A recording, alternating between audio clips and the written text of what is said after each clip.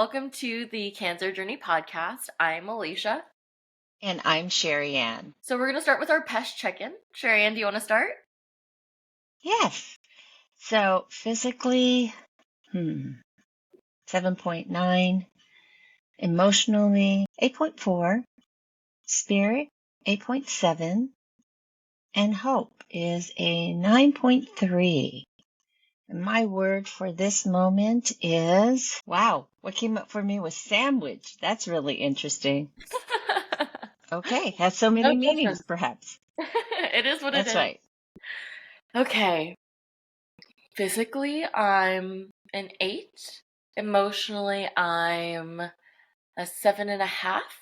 Spiritually, a 6.5. And hope is an 8.5. And my word is ease. Okay. Okay. Well, there's been a topic that's been around. It's always around, but in my mind a little bit more now, and that is the question of coaching versus therapy. Like, what's the difference? Yeah, we get that And, question a lot.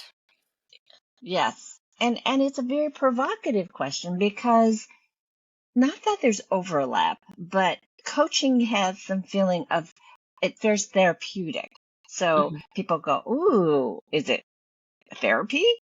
But it's not. It really falls in its own, it really has its own lane.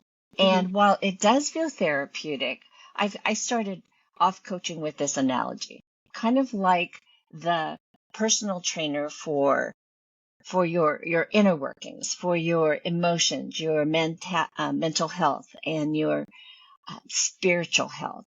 When you go to a personal trainer, you're wanting them to help you be better and get stronger, because Yeah. you're really coming to it from a physical standpoint. And I think that's a lot of what we do, is we're really looking at these 3 parts of an individual and helping them get stronger. Yes. Yeah, absolutely. I love the relation to going to a personal trainer and like being with them there in that moment on that day. I'd also say that for me, coaching versus therapy is that there's a lot of focus on the past with therapy. There's a lot of kind of unearthing of what was there and how it manifests now.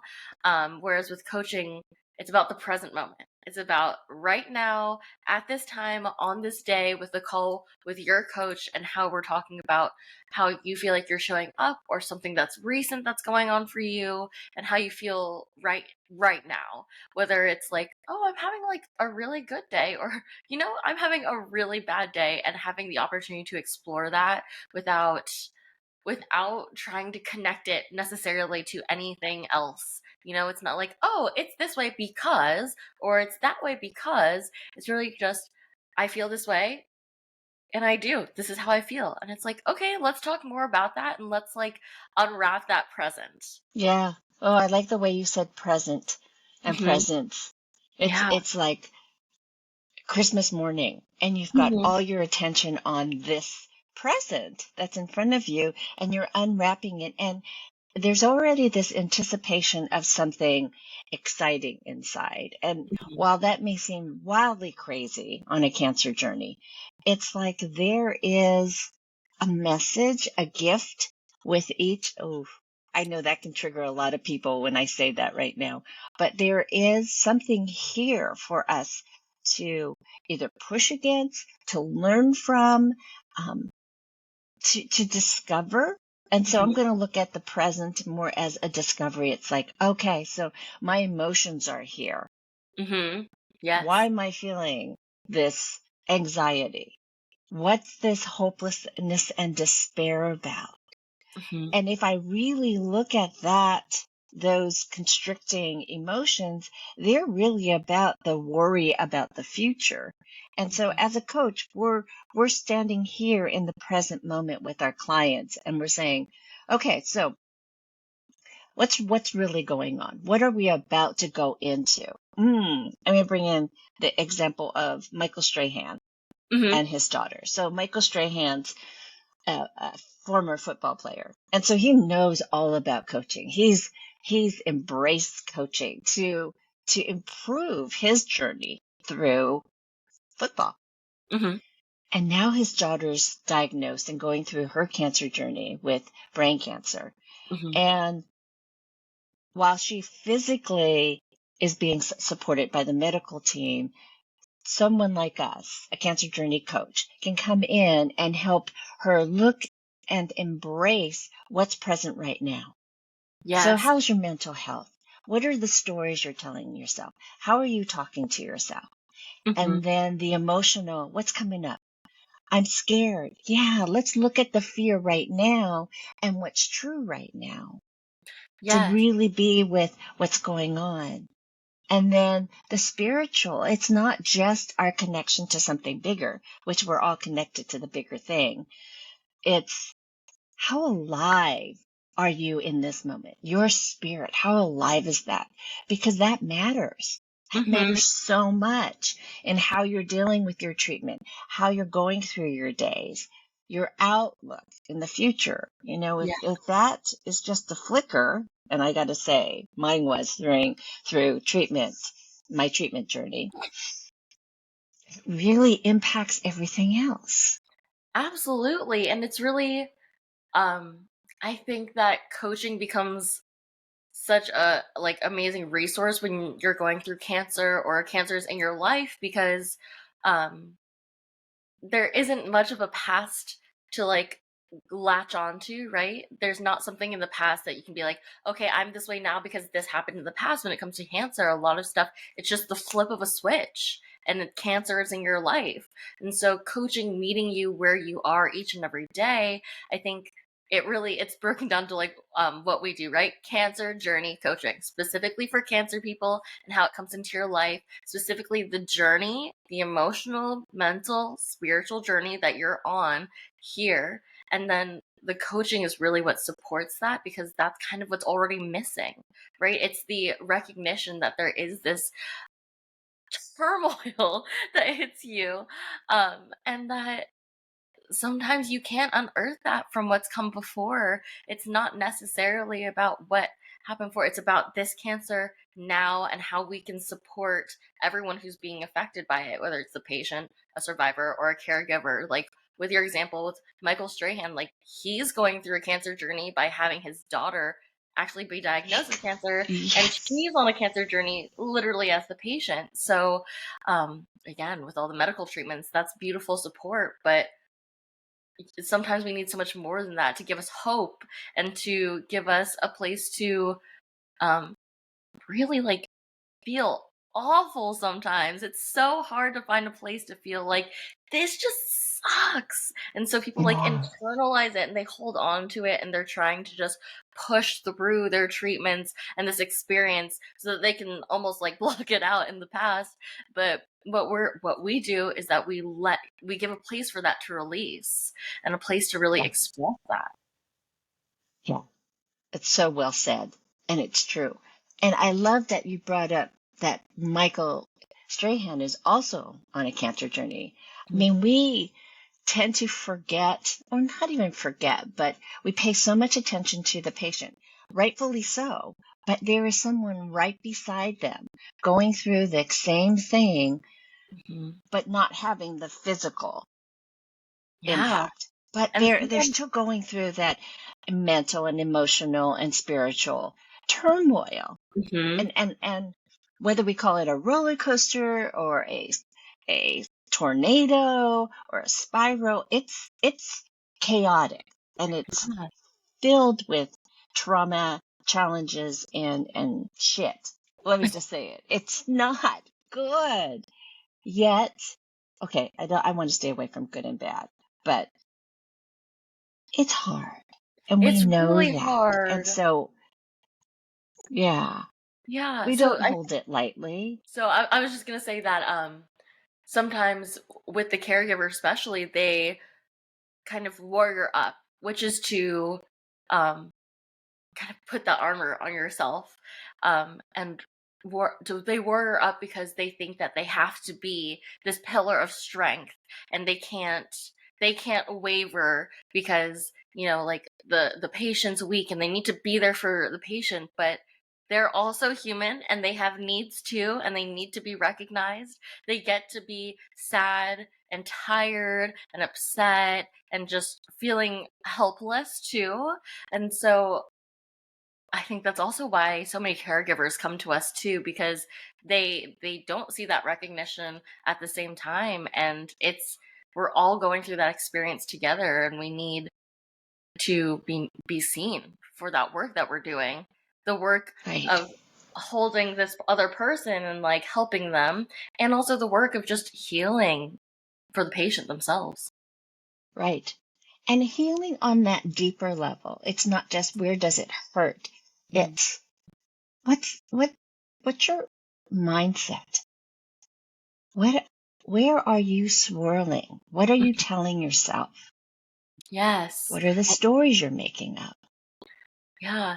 And also having the awareness of working with a coach, um, I think could prevent some traumatic experiences going through it, right? Because we're not pushing through and showing up of a version of ourselves that we don't want to be in a difficult situation. I think that's when a lot of people experience more traumatic events is because there's no awareness around the people involved. We're forcing our way through to just get through this tough time.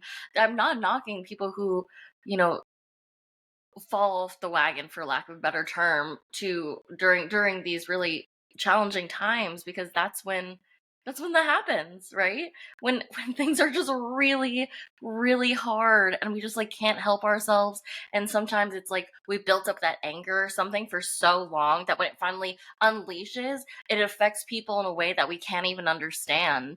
But by even involving a coach in your life, you can start to just ease that pressure. It doesn't need to build Yeah. up. There's a place for it to go. And then we don't accidentally unleash it on other people. Or even if we do, we can take responsibility for that too. Um, but there's just so much more healing that happens in interpersonal relationships and things like that when you do have a coach that's really just listening to you and letting you just go and let go of any of those emotions you were suppressing. Right, right. And even just learning to be with our emotions, because I don't think that we're set up in life, particularly in the schools. I know that's changing now, but to deal with our emotions. And what I love about how our coaches are trained is that they really do know how to just sit with the emotions, but not just sitting with it. It's more of a discovery and an exploration of, so what's going on? Hmm. And where is that coming from here somatically, not just here in our mind, so that we can deal with it. And we can actually listen to the messages, but it's, I'm showing anger here right now at my doctor because I don't Hmm. feel seen, heard, or gotten. But really, I'm mad at myself because Hmm. I feel so lost and that I'm not showing up for me. So, how Hmm. do I do that? It's that deeper conversation that Yeah. really needs to be had, but we don't often know, especially in that cancer journey, where to go to have that deeper conversation. And that's one of my favorite parts about what we do is we get to go really deep into how's it feel, taking the time and and the patience to kind of unfurl what's going on. All we know is I'm feeling this way. Now we Hmm. go into what's that about? And where is Yeah. it really pointed? So to come back to what you said, I don't have to unleash it inappropriately somewhere else because I'm just feeling it and it just wants to come out. But it's like, ah, I can do it here safely with Hmm. my coach, Yes. let all that tension, the fire out, and then I can come back and go, oh, I found myself. And this is what it's really about. Yes. Okay. It Yeah. has that, while we may never have full control, it gives that sense of, okay, I've got a hold of me. I can control something here instead of feeling out of control. Yeah, absolutely. And So it's more than just releasing those emotions, right? It's more than just taking that steam off the top. Um, you're saying we really discover who you are at your core and really center.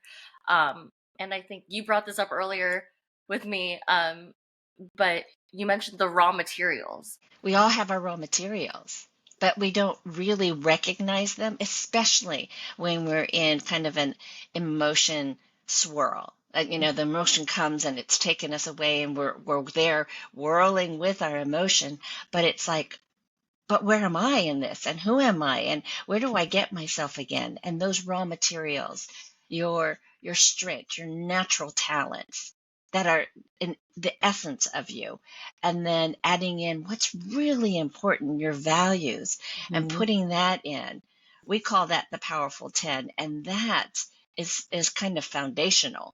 Hmm. And then when we add in like what you uniquely bring to this world, that's one of my favorite new things that people discover when they're with us is, oh, this is what I do.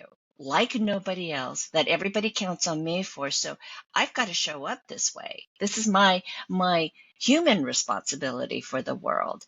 But it also helps me show up when things get swirly and Hmm. whirly. Yeah, and discovering your purpose, which is what we call that whole thing, that gift, that unique thing that you give to yourself.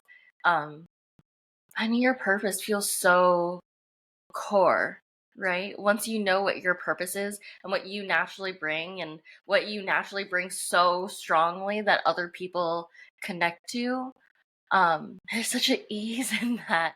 There's such a, like, okay, I can breathe, I don't have to be all these other things or live up to all these other people's or my own expectations. I get to just be with this amazing thing that I know that I bring to other people and I offer the world in the special way that I do it. And it makes experiences after that so much more clear, because then you're like, well, I know what I really want from this experience. I know what I can hold in this experience. And I also know where to ask for help now.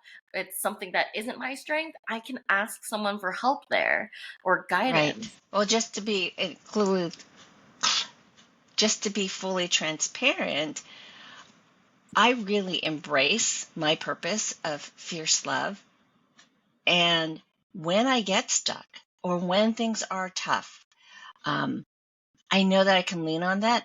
And just like what you said, it's not hard because it's naturally who I am. Hmm. All of that foundational stuff is naturally who I am. But knowing it allows me to go, okay, I have resources. I'm just going to lean into them. And so when I'm in a swirl because of this crazy journey, I know where to go Hmm. because I can rely on me to make the right decisions for me, to do the things that I need to do rather than what other people want me to do. So pretty a lot of what you just said, but I'm just Yeah, ex- no, that's an exclamating it example. because it's so important. Yes, yeah, and because it's like, once you know who you are at your core, your fierce love, then you know that when you feel like you can't share that fierce love, you know that there's something else going on. You know that there's something else to explore there, and you can recognize, like, okay, I don't feel aligned right now. I've defined what my purpose is, and knowing it helps you understand what is for you and what is not for you, or what you need to do, and able to come back to that strong core of your purpose. Right. And I'm just going to say this last thing, and I think then it's time for us to wrap up. But when we know and we feel solid in who we are, that's not an easy feat. And that's why I think it's so helpful to have a coach help you discover that. And then to really get locked in and grounded in that. They Hmm. remind you. That's the beautiful thing about that. It's like when I forget, hey, all the coaches that I have around me remind me who I Hmm. am. And then life becomes easier. It's like, oh, right. I was making it hard by overthinking or trying to be something else. It's like, that's the ease of life. Yeah. And I think I just want to make one quick note before we wrap up. But um, just like therapy is a beautiful tool, and so is coaching, but they both take time. They're not going to happen in one session. They're not going to happen instantaneously. And there's so much that happens between your sessions. So it takes time for whoever that individual is, and everyone's timeline is different, to really be able to embody it and see it show up again and again. But the more that we define those moments and we find awareness, we're able to recognize more and more where we want to change and where we want to grow and where we are growing. Actually, that's one of the funnest parts, is to come back with your coach and be like, so I noticed my strengths and my values and my purpose come into play in this one event, and you get to be so excited to share that too. um, but it all takes time. It all takes time, Yes. and it takes effort, you know? Yeah. And Yeah. commitment. But we Yeah. don't do it alone, and we don't have to do it alone. Yeah. Take away in a word for right now. Ooh, I'm going to use that one. We don't we don't have to do it alone. And Mhm. my word is community. Mm. How about you? My takeaway is, oh, it's so hard. It's just there's so much that you get out of coaching by releasing the tension of the emotions, good and bad, having a place to put them, to really express them. Um, and then to discover who you are in tandem just makes me feel like people become unstoppable. They get to be Mm, unstoppably them and so authentically them. And there's just like, just this deep breath of like, great, I don't have to live up to everyone else's expectations. I get to be entirely myself. And my word is authenticity. Well, wonderful. thank you guys for tuning in. We'll be back next week. And here, I'm going to give you a quote to remember. You are more powerful than you realize. Bye for now. Bye for now.